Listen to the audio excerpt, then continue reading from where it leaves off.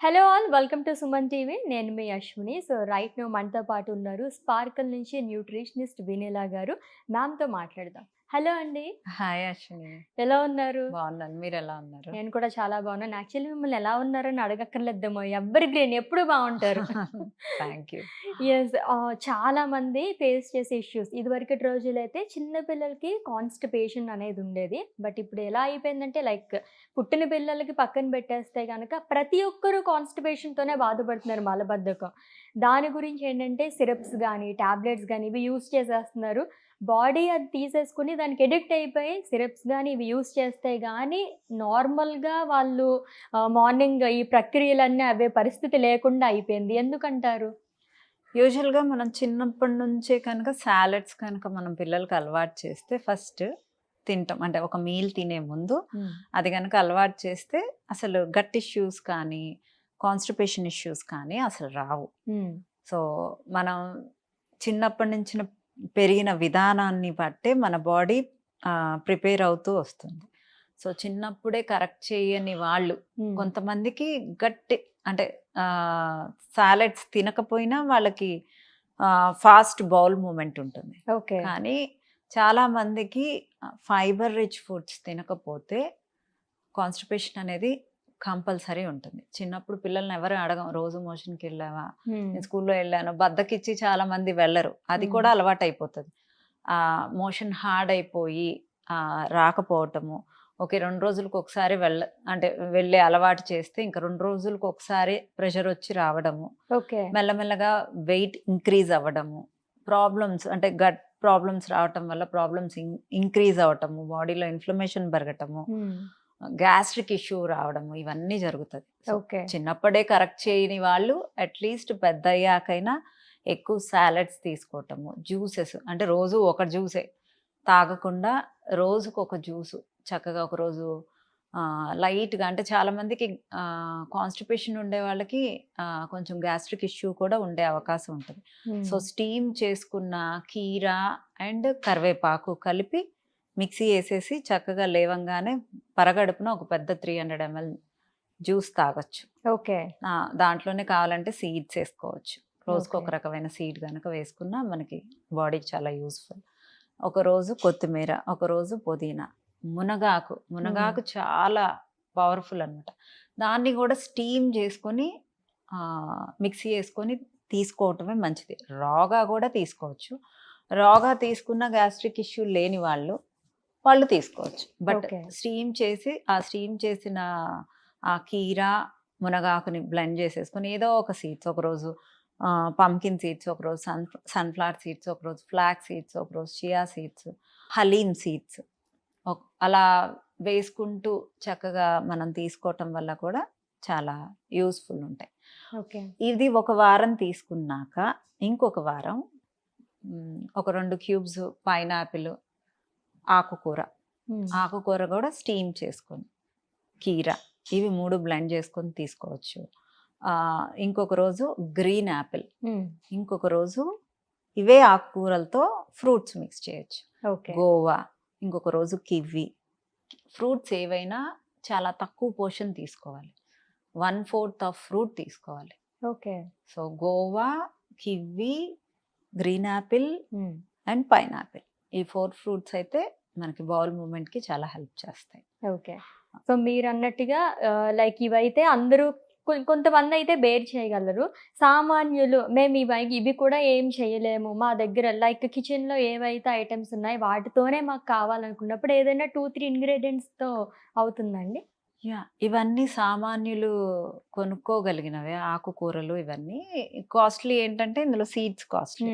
So, సీడ్స్‌ని avoid చేసేసి ఆకుకూరల జ్యూస్‌లు కంపల్సరీగా కీరా ఎవరికైనా దొరుకుతుంది. సామాన్యులకు కూడా దొరుకుతుంది.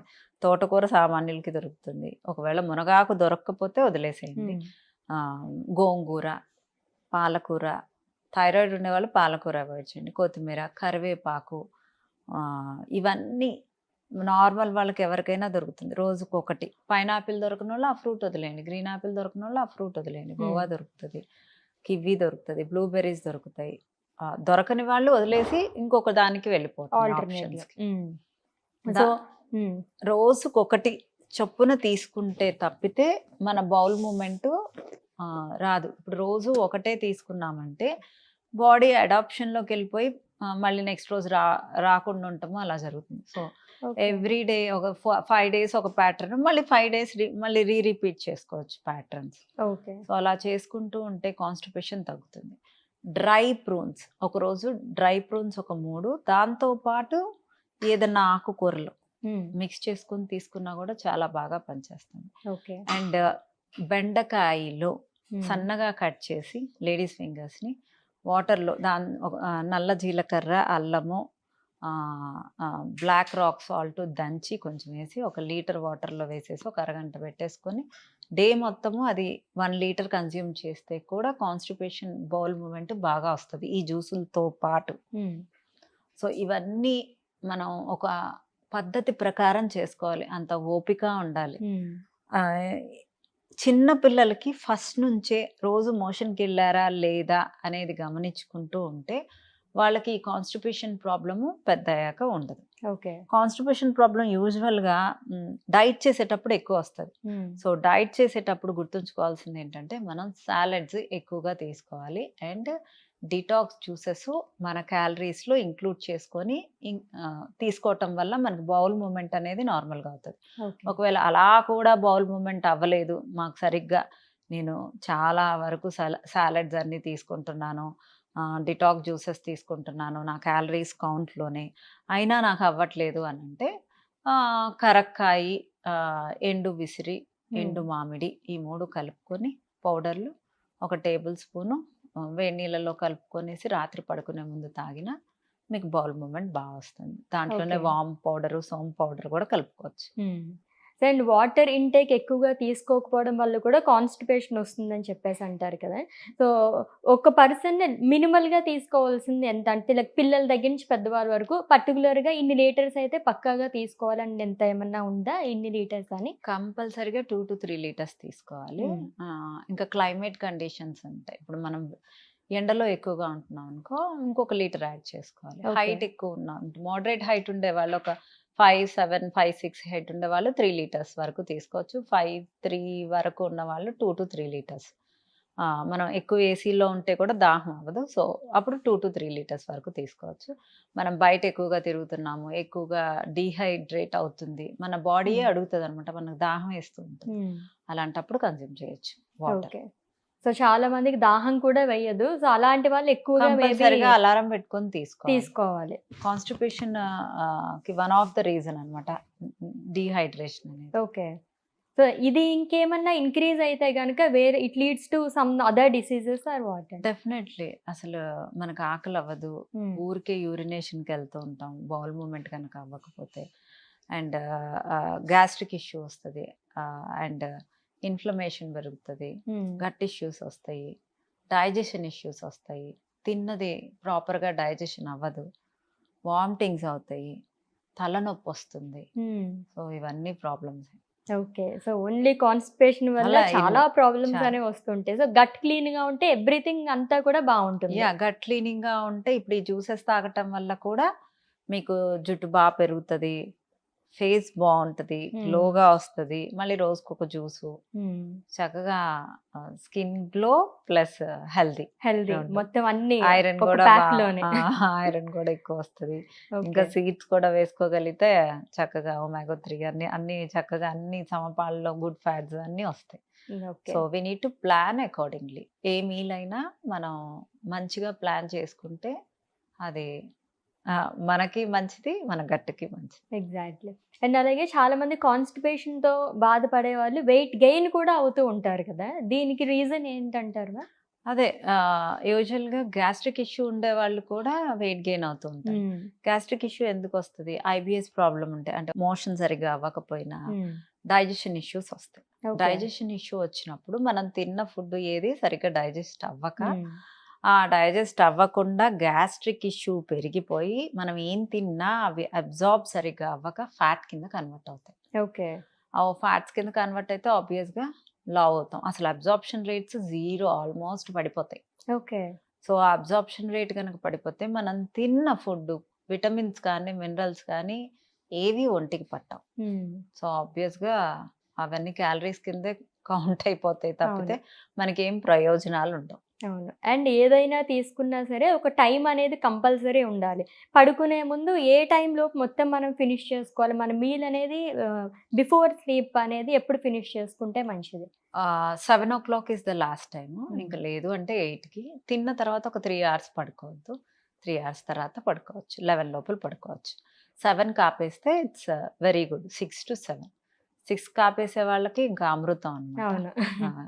మన ఇన్సులిన్ స్పైక్స్ అనేది పడుకునే ముందు లో అయిపోవాలి. మనం హెల్దీగా ఉండాలి అంటే. లావు, సన్నము పక్కన పెడితే హెల్దీ ఈజ్ డిఫరెంట్ అండ్ లావు, సన్నము ఈజ్ డిఫరెంట్. అవును. Being healthy is important than reducing your fat. అంటే అవును. ముందు లావుగా ఉన్నావు, నేను లావుగా తగ్గాలి అని క్రాష్ డైట్స్ అన్ని చేస్తూ ఉంటారు. No, you need to eat healthy and cut down your fat.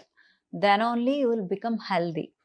And metabolic రేట్ని బూస్ట్ చేసుకుంటూ, ఇమ్యూన్ సిస్టమ్ని బెటర్ చేసుకుంటూ, మీ హెల్త్ని, గట్ ఇష్యూస్ని, గట్ ప్రాబ్లమ్స్ రాకుండా మీకు కావాల్సిన రైట్ విటమిన్స్, మినరల్స్ అన్నీ, ఈ వైటమిన్స్ అన్నీ కరెక్ట్గా వెళ్తున్నాయా లేదా, మీరు గుడ్ ఫ్యాట్స్ ఎక్కువ తీసుకుంటున్నారా, ఎంత క్యాలరీస్ తీసుకుంటున్నారు, మీరు ఎంత టైం అంటే ఎన్నింటికి పడుకుంటున్నారు, ఎంత టైం పడుకుంటున్నారు అనేది అన్నీ చక్కగా కనుక చూసుకుంటే మీరు చేస్తున్న డైట్ మీ ఫేస్లో కనపడిపోతుంది.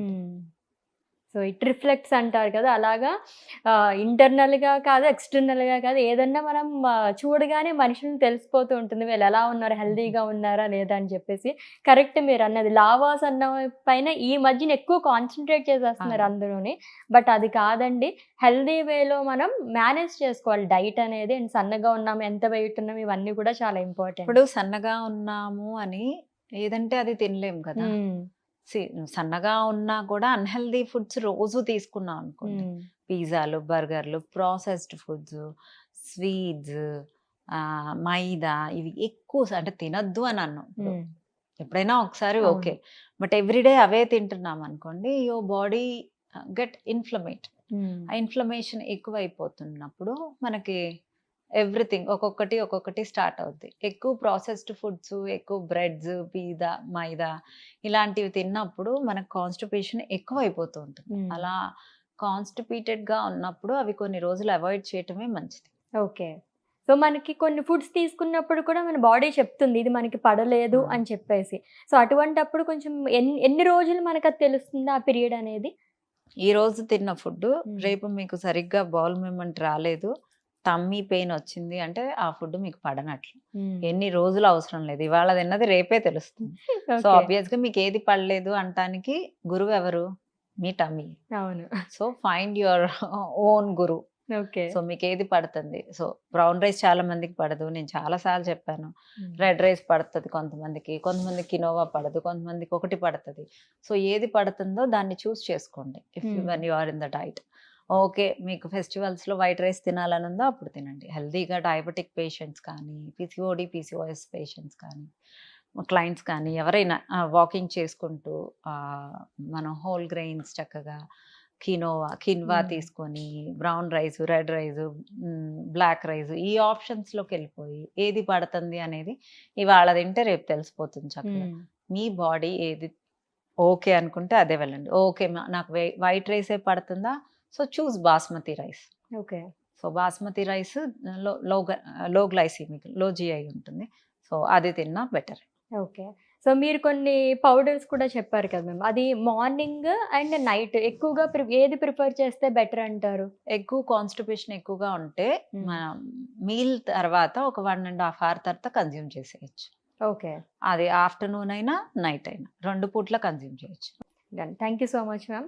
కాన్స్టిపేషన్ చాలా చిన్న ప్రాబ్లం అని చెప్పి అనుకుంటారు, బట్ అదే మనం అనుకున్నట్టుగా అన్నిటికీ మెయిన్ విలన్ అదే కాబట్టి దాని గురించి చాలా బాగా చెప్పారు. Thank you.